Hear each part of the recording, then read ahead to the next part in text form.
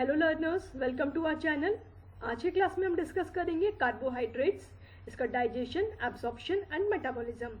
इसके पहले पार्ट 1 में हम कार्बोहाइड्रेट का क्लासिफिकेशन, फंक्शंस कवर कर चुके हैं। वो वीडियो आप देखकर फिर आप इस वीडियो को देखिएगा तो आपको चीज़ें क्लियर होंगी। सो स्टार्ट करते हैं डाइजेशन से। हमने क्या पढ़ा था लास्ट? कार्बोहाइड्रेट का फंक्शन तक पढ़ लिया था। अब कार्बोहाइड्रेट जब हमने इंटेक किया, डाइट हम ले रहे हैं, उसमें कुछ पार्ट्स आपका कार्बोहाइड्रेट है, कुछ प्रोटीन है, कुछ फैट का पार्ट्स है, सब डिफरेंट डिफरेंट प्रोपोर्शन में है। तो यहाँ पे बेसिकली हम बात करेंगे कार्बोहाइड्रेट के डाइजेशन की।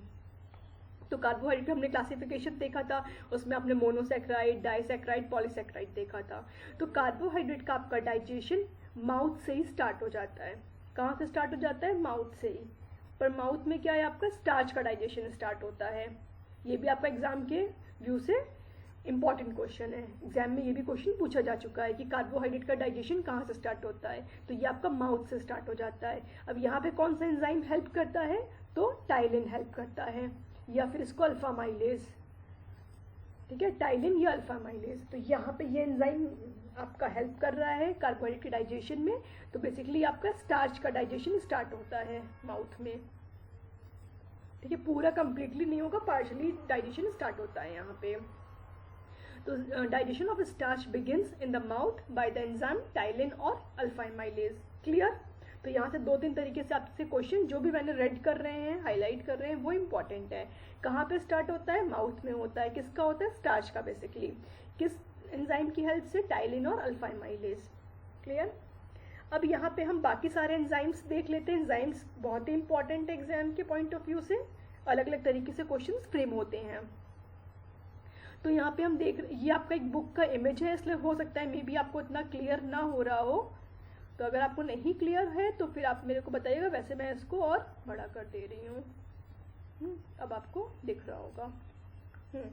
तो action of digestive enzymes on carbohydrates. तो कार्बोहाइड्रेट्स में कौन कौन से डाइजेस्टिव एंजाइम रिएक्ट करते हैं?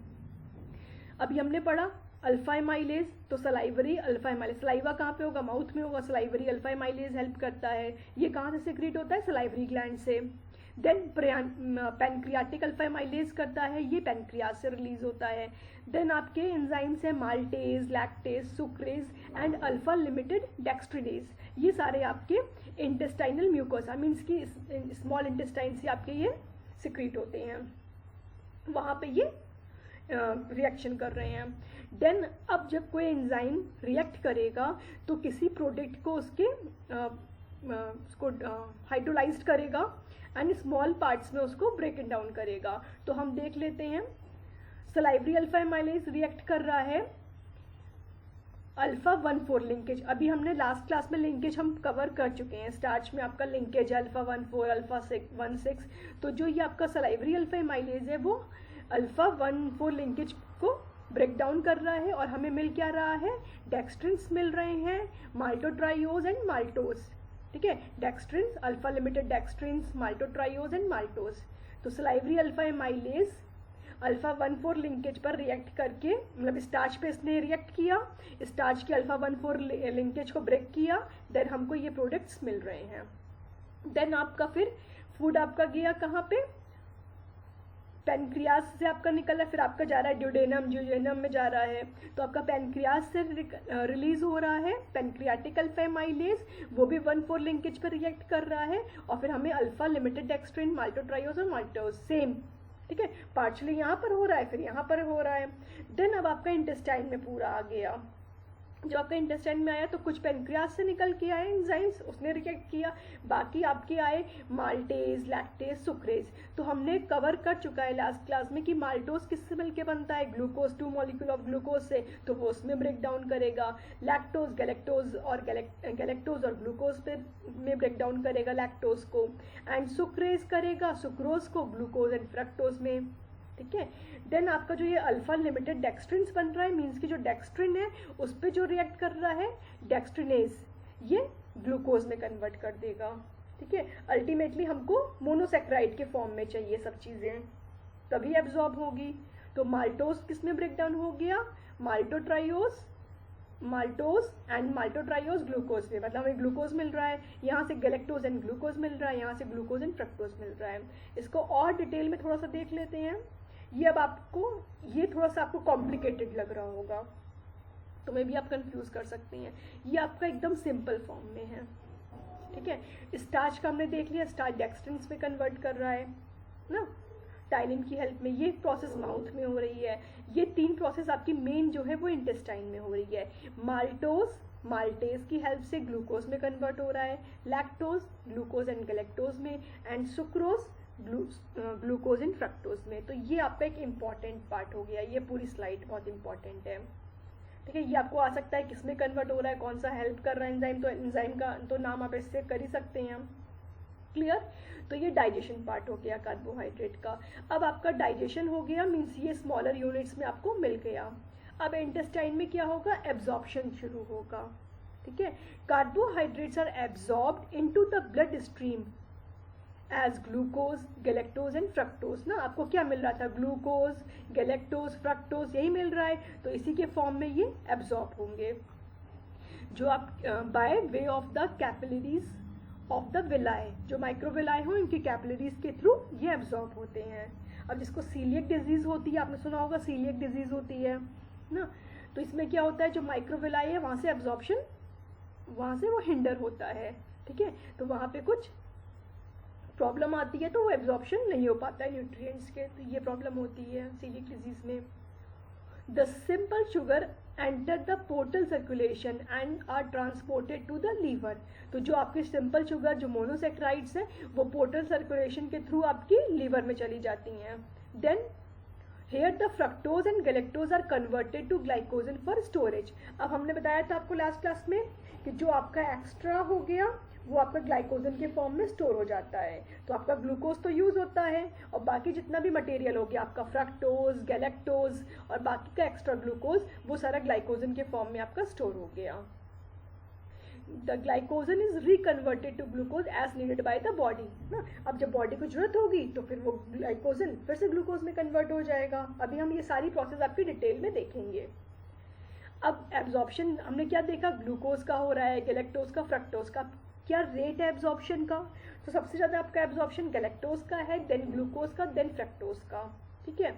तो आपका गैलेक्टोज और ग्लूकोज का ऑलमोस्ट इक्वल एब्जॉर्प्शन है। तो फ्रक्टोज क्या आपका फ्रूट शुगर है, इसीलिए कहते हैं कि आप फ्रूट्स कुछ पार्ट में ले सकते हो, क्योंकि फ्रक्टोज का absorption as compare to glucose decrease होता है, तो इससे ग्लाइसेमिक इंडेक्स एज सडन नहीं इंक्रीज करता है, ठीक है। आप एक क्वेश्चन के संग काफ़ी सारी चीज़ें हम यहाँ पे कवर कर रहे हैं।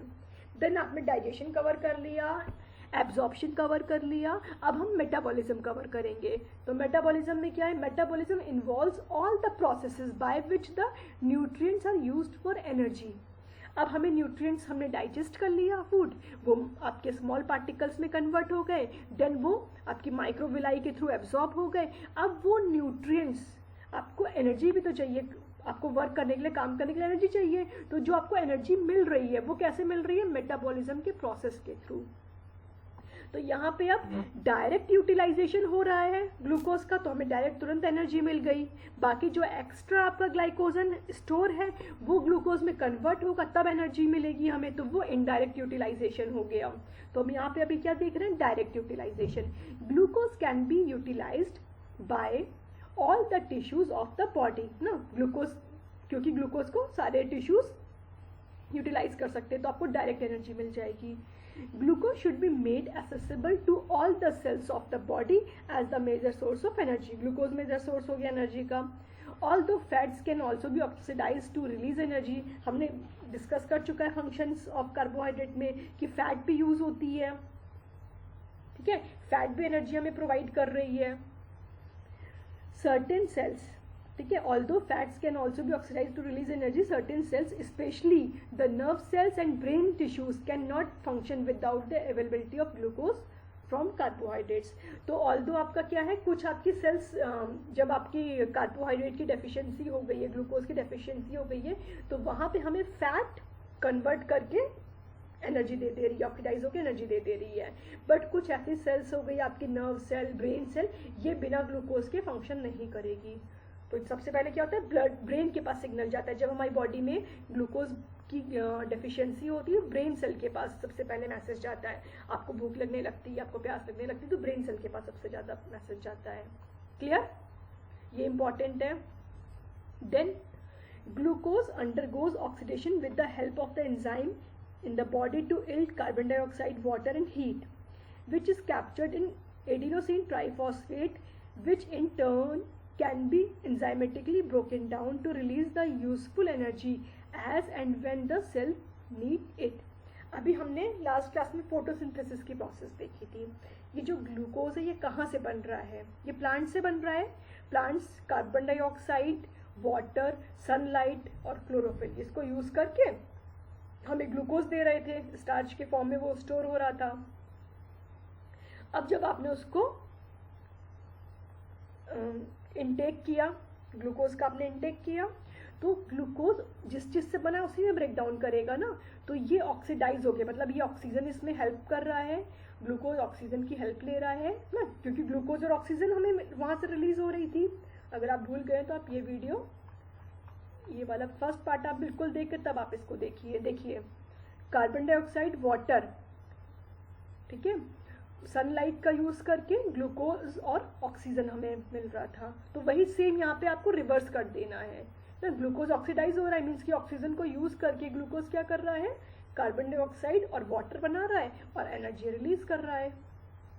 सेम चीज वही हो गई, ग्लूकोज ऑक्सीडाइज करके कार्बन डाइऑक्साइड रिलीज कर रहा है, वाटर रिलीज कर रहा है, हमें एनर्जी दे रहा है। एनर्जी किस फॉर्म में स्टोर हो रही है, एटीपी, एडिनोसिन ट्राइफॉस्फेट के फॉर्म में, ठीक है, जो कि फर्दर आपका जाएगा ईटीएस में जाएगा, वहां पे ये हमको एनर्जी देगा।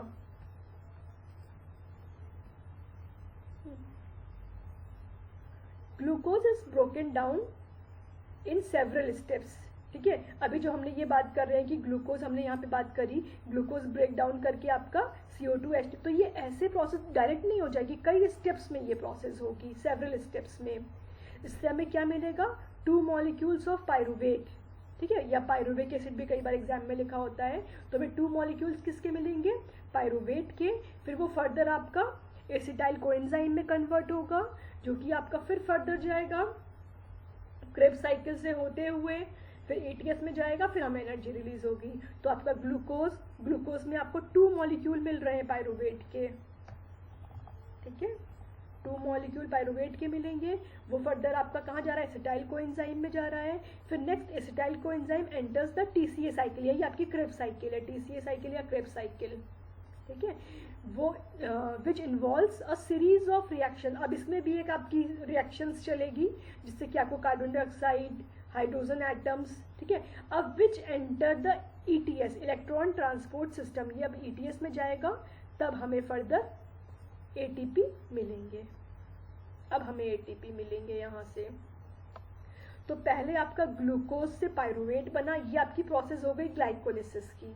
देन ये पायरुवेट एसिटाइल कोएंजाइम में गया, फिर एसिटाइल कोएंजाइम पूरा फर्दर रिएक्शन होगी TCA साइकिल में, फिर TCA साइकिल के बाद जाएगा ETS में, फिर वहां से ATP रिलीज होंगे।